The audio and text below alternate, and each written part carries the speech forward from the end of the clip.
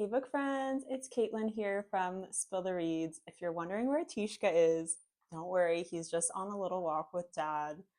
I just couldn't leave the house this morning. I have like crazy cramps. So I just thought I would do my October reading wrap up and I thought of something fun this morning.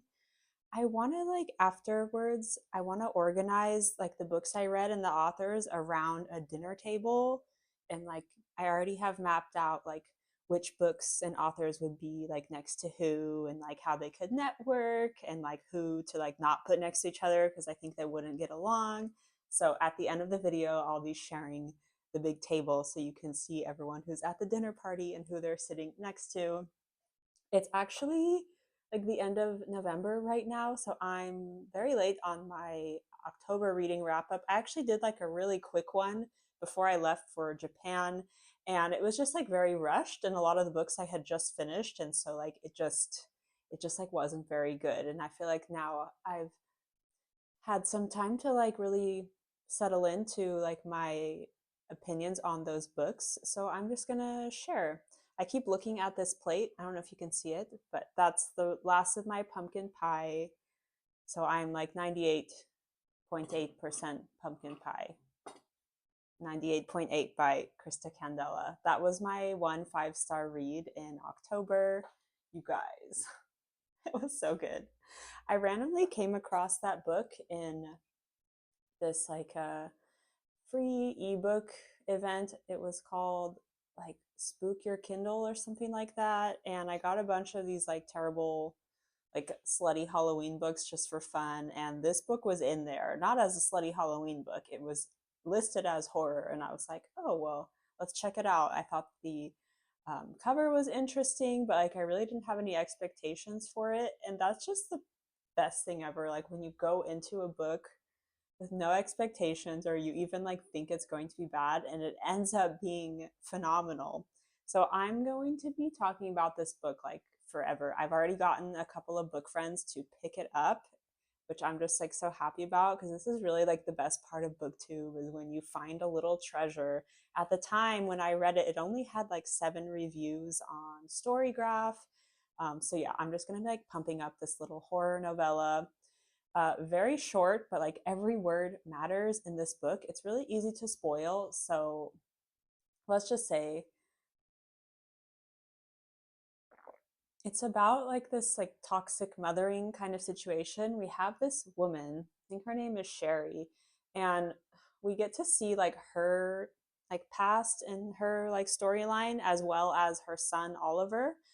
And we see that we get like her whole villain origin story, like everything that's happened to her, all of like the horrible abuse and trauma that's like made her into this like horrible person. Like she is just like so just she's just horrible, okay? And it's made her abusive.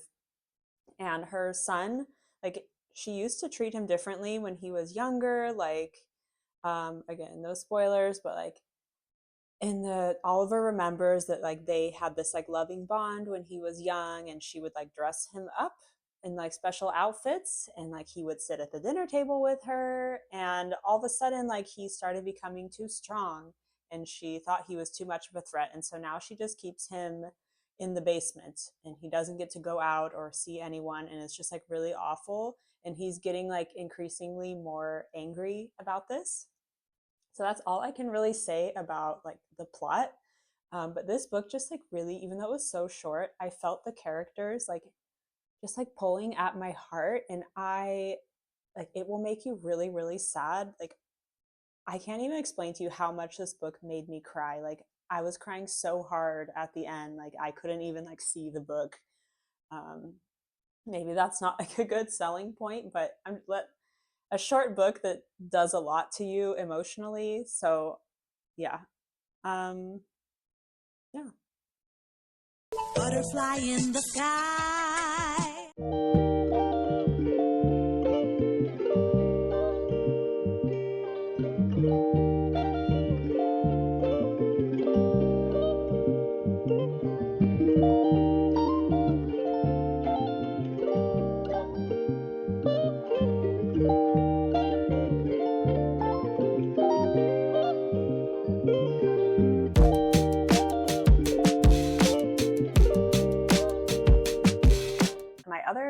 favorite book in October that I think I gave 4.5 stars to is The Center by Aisha Manazar Siddiqui. And that was one I heard about from my friend Isabel Reeds. And this is a book that I earlier called like a Duolingo mystery. It's about a language school in London where you can go and learn a language fluently in only 10 days, but it's a very dark cost that you have to pay. And we follow this protagonist who ends up going to study at this school, and she tries to like uncover what is going on. I loved everything about this book except for the last like quarter. But the writing and everything is just so beautiful. I just like really felt present in this book. I listened to it as an audiobook, and I was just like floating in like beautiful book land. Like every word is like chosen so well. Like it's just a lovely book to listen to, especially if you like audiobooks. So I recommend that one for sure. Okay, I have a list here, so let's see. Now let's talk about these celebrity thrillers that I read in October. I'm wondering if this is a trend because I read Reese Witherspoon and Harlan Coben's thriller Gone Before Goodbye, and then I also read Remain by Nicholas Sparks and M. Night Shyamalan, which I have a full review of. But for the Reese Witherspoon book, I picked this up because I like Reese Witherspoon, and she actually narrates the audiobook. However, I'm sorry, Reese, but I don't know that she had much training before that What, like it's hard? because it's like overacted and just like kind of awkward. How had she let herself betray that trust? The obvious rationales, a butchered husband, dead mother, whatever. None of that could ever excuse what she did. She had been given the greatest gift possible, the ability to heal through artistic creation, and she had squandered it. But anyway, I found this to be like a really weird thriller. It's like a medical thriller that talks a lot about surgery and like AI. And this protagonist that we follow named Maggie is just, it's very confusing the way that they present her. She is a veteran, she's a humanitarian, but like, oh, also she like puts aside all of that and goes to do these plastic surgeries for like rich shady people. She just like throws out all that other stuff, and she's a world renowned plastic surgeon. Like I found this just really weird. The book opens up where and she's like hit rock bottom. She's grieving and she's lost her medical license, and so she gets this offer that will relieve some of her debts, and she gets on this private jet and goes to Russia to do breast implants for this like oligarch's girlfriend, and she does like some surgery for him too that will completely change his appearance. And she's like, oh, whatever, probably for something shady, but like I need some money. And that's like the first half of the book. So all of that I thought was like really boring and like not suspenseful at all. And I feel like a thriller mystery should have like a little bit of suspense sprinkled in. And I was just kind of bored. There's just an incredible amount of like surgical talk. And if you don't want to hear about people being cut open, you really shouldn't read this because they really go into like intense detail. Like the amount of information about breast implants is like overwhelming. I learned so much about the risks, the methods, like the aftercare, something about like gummy bear implants. Gummy bear implants. Solid gel breast implants known for shape retention and realistic consistency. If you slice traditional silicone breast implants in half, the material will leak out like honey.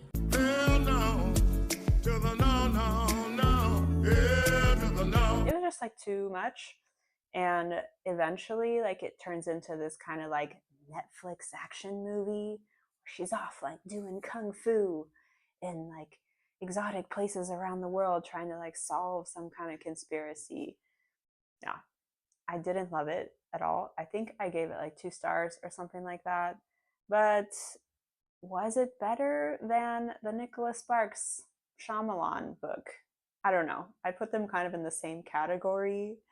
Remain is a book that I read. I got an arc of this book, and I thought it would be funny to try to read this and see what this kind of weird collab would be like. It ended up like not being that bad. The way they wrote the female character was just horrendous, but if you're not bothered by that, you might actually like it. This is a book about this architect who goes to Cape Cod to design a house for his friend. And while he's there, he's staying at a bed and breakfast. He falls in love with this hot ghost. That's all she is. She's just hot. There's no depth to her at all. And even though the first thing he notices about her is that, like, oh, maybe she's a little bit ugly, calls her like, she's got a crooked tooth and like a big nose and giant eyeballs, so I wouldn't call her beautiful. And then he spends the rest of the book like obsessed with her looks. Like, it's just really icky. But he's trying to solve her murder. He thinks that like she was murdered, but she's like too stupid to remember like who murdered her. She's just off being beautiful with her chic chignon and her like sparkly sequin top. Like, oh. And so that he's trying to solve this murder because like only a man can do that. He has to save her, be her savior. And yeah, that part was not actually bad. Like trying to figure out who killed her and hanging out in Cape Cod was charming. Like it did flow easily to it. A very just like easy book to read, but not really one of much depth. I originally gave this a 3, but now I feel like it's more of a 2. Anyway, that's Remain. Okay, now let's talk about Victoria Frankenstein is the first of the Dread Legacy series books, and I got an arc of this. And it's just a feminist retelling of Frankenstein. Instead of Victor, we see a character named Victoria, and she's the last of the Frankenstein family clan. And so we get to see her do her own experiments making a creature, but it just like has like a different theme to it. She's like the mother, and it's like kind of like her child. So that was cool, like very gothic. And I don't really read a lot of gothic books or books that have like archaic language in them. So that was just like the only part that was kind of hard for me to focus on because I like contemporary books mostly, but I did enjoy it. It was short, so I ended up giving that one 4 stars. And I also saw the Frankenstein movie, the Guillermo del Toro one on Netflix recently, and unfortunately I fell asleep. I thought it was beautiful until I fell asleep, like the cinematography and all of that, but it just like maybe relaxed me so much that I just had a wonderful nap. um, let's talk about Not Quite Dead Yet by Holly Jackson. This is about a woman who gets attacked on Halloween and she's left for dead, but she doesn't die. She does have a fatal brain injury, but it's going to take a week to kill her. And so before she dies, she tries to solve the mystery of like who killed her. This was okay. Like I didn't really like the character. She kind of reminded me of like an angry, sloppy truck driver. And so I wasn't like, it was hard to be invested in finding her killer when I just like really just wanted her to like stop talking. But it was cool to like see who it could have been. I liked how that was done. So just be prepared for kind of an unlikable character and a lot of cursing. Like she uses the F word like upwards of like 200 times. And I actually checked on Libby because you can like type in a word and see how often it's used. And I just like started to find that really distracting, even though like normally expletives in books don't bother me. This was just really stood out to me as annoying. The last book I read in October is Inner Space by Yakub Shamalek. And I just put out a review of this book comparing it to Project Hail Mary, another space thriller that I liked. I would just call this one a space sabotage book. We've got Russians and Americans at the International Space Station, and when they get there for a mission, everything is going wrong. And so the book is like, it's like this like slow burn spy kind of thriller of like, oh, like who could have been responsible, or like who's messing with the trip. It was okay. I guess I had higher hopes for it, and it just wasn't super interesting. It's a lot of like slow bureaucracy going through like clues very, very slowly with the backdrop of like the astronauts in space, like facing all of these issues. You see a lot of like what I guess like a realistic look of like life in space. I definitely wouldn't want to be an astronaut. If you want to hear more about that book, you can watch the full video. And now it's time for our dinner party. So at the head of the table, we have me and Tishka. And on both sides of us, we have the authors of my two favorite books from October. We've got Krista Candela from 98.8 on my right. On my left, I have Aisha Manazar Siddiqui from the center. So we're just going to have our little party at the end of the table. And next to them, next to the center, we have Holly Jackson from Not Quite Dead Yet. And next to her, we have Reese Witherspoon, because I think that they could like network together. They feel like they would run in similar circles. Next to Reese Witherspoon and I guess Harlan Coben, since he co-authored the book, we have the other celebrity thriller authors, and that's Nicholas Sparks and M. Night Shyamalan. And so all four of them can talk about how much money they probably made off of these books.